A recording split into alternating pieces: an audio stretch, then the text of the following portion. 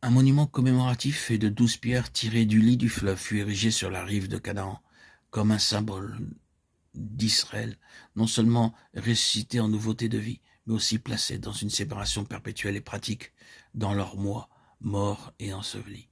Tout cela a été accompli par leur union avec Christ crucifié et ressuscité, car les sacrificateurs se tenaient au milieu du fleuve, portant l'arche sur leur épaule avec le propitiatoire taché de sang, type de Christ dans sa mort, triomphant cependant sur la mort en vertu de son sang. Or, le premier monument de pierre fut laissé à la place exacte où s'étaient posés les pieds des sacrificateurs. Israël selon la chair dans le désert et Israël selon l'esprit en Canaan. Bien qu'ayant connu tous deux la bénédiction du salut et la délivrance du jugement, sont cependant comme deux peuples différents. Il en est de même pour nous. La différence est indiciblement grande.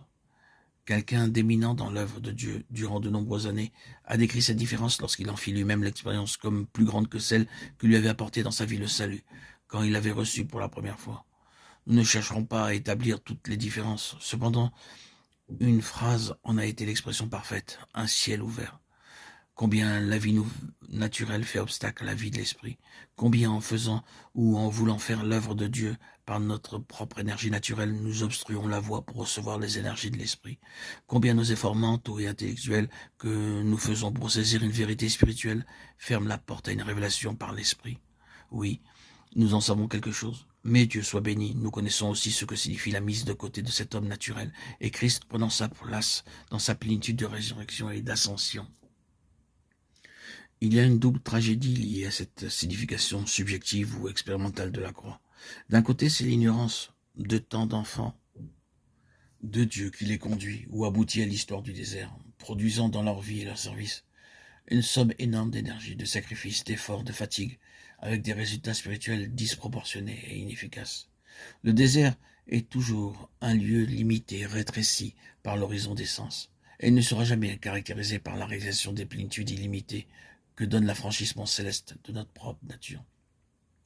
D'un autre côté, la tragédie, c'est que cette signification ou cette application de la croix sont définitivement et positivement refusées par un si grand nombre d'enfants de Dieu. Il y a beaucoup de chrétiens qui simplement ne veulent pas accepter la croix, dans son côté subjectif ou expérimental. Cela, tout en nous surprenant, explique beaucoup de choses. Tout doit alors s'arrêter infailliblement à un système légal d'enseignement, à un horizon de vision fixe, à un esclavage étroit de la tradition, à une crainte des hommes, à une domination oppressante de la lettre séparée de l'esprit, et à beaucoup d'autres situations tristes, à la mort spirituelle, aux divisions sans fin, et à l'orgueil spirituel lorsque l'homme naturel, pas nécessairement l'homme non régénéré, exerce une influence dans le royaume des choses divines. Le remède contre le traditionnalisme et le légalisme était pour Paul, en ce qui concerne les chrétiens, Christ crucifié, ce que nous montrent les épîtres aux Romains et aux Galates. Le même remède était aussi appliqué contre tous les fruits douloureux de la chair qui se manifestent parmi les croyants, ce que nous voyons dans l'épître aux Corinthiens.